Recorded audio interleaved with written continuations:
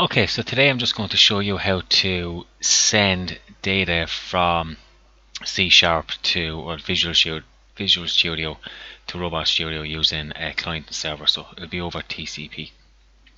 So the first thing you need to do is you need to ensure that you have a PC interface loaded onto your Robot Studio. That's only if you're using the virtual controller, obviously. So I'll just show you how to add that. So on this Rapid tab, if you look at controller, just right click on System, go to Change Options, and if you just scroll down to Communication, and you can see PC interfaces there. So just make sure that's ticked. You can add it there and just restart your controller, and that should work fine. So once you have that, then we can get started then on writing the Rapid code that is needed for the server. So the server will sit on the actual virtual controller here, and the client will be on Visual Studio. I already have a client pre-done. I've done that here. It's just a simple client. So what I'll be doing is I'll be sending a number between 1 and 360, and I'll send that out. I have it set like that because in my project I check the orientation and it's between 1 and 360, so it's easier for me. So back to Robot Studio.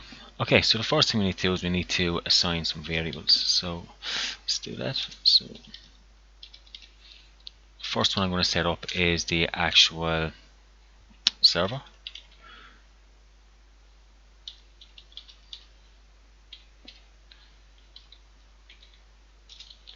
And then we'll set up the client. So you can see that when you start typing it, it'll come up here. So if you just press tab, it'll finish the sentence for you. So it's just a quicker way of working for you. So client socket.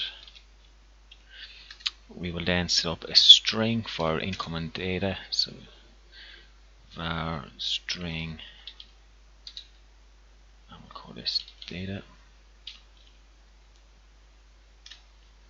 And that's what we need for now.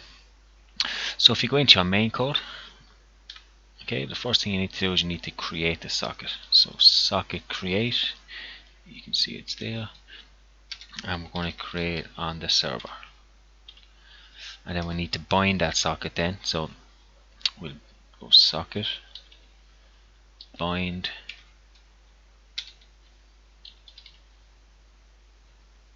server socket, and we need to give it the IP address. So I'm using the local host because this is going to be on the same machine, but if it was on a different PC, just input the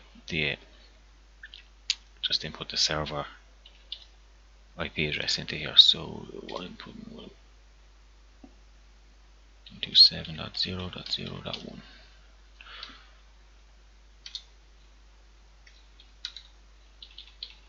and that's the port number, so I'm using port 500 for this.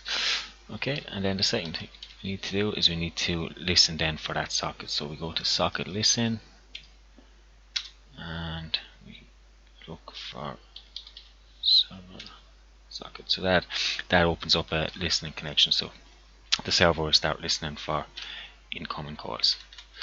Okay, so next we need to do is we need to accept it. So once it's listened, we need to accept the connection. So socket accept server socket client socket and time. I'm not putting in the client address. You can if you want, but I don't need to on this. So time, and I will wait max. Okay, so once we've accepted that, now we just need to receive some data from that. So you go socket receive, and we're receiving that from the client, and we're taking that as a string. String equals, and we're going to set that to our variable that we have earlier, so that's data. Okay, and we'll just send something back just to say that that's acknowledged. So socket send, we'll send it to the client, and we're going to send a string, and we'll just say received.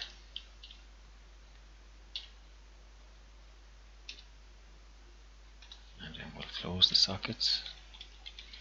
Socket close.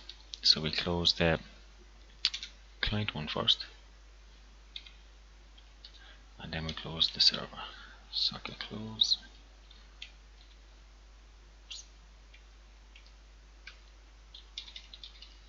Server socket.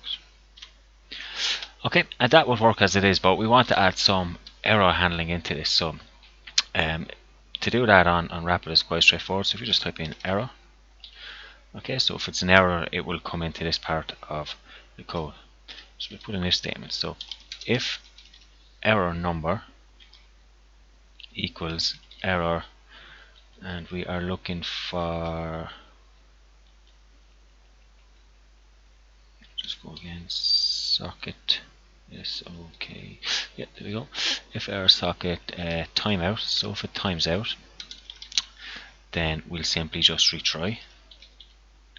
The max it'll retry on this is actually 4 times, and after that it will give you an error, so just bear that in mind. Else if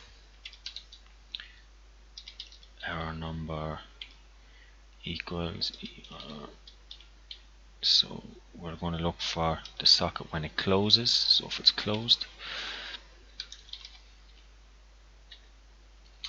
Okay, so then we're going to repeat some of the process here. So first of all, we're going to make sure that the sockets are closed, just in case. We're going to force close them here, and then we're just going to repeat this process here.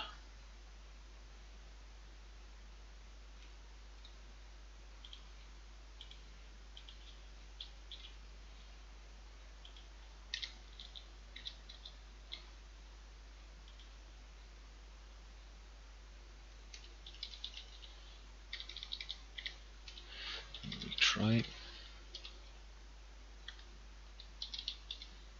else stop,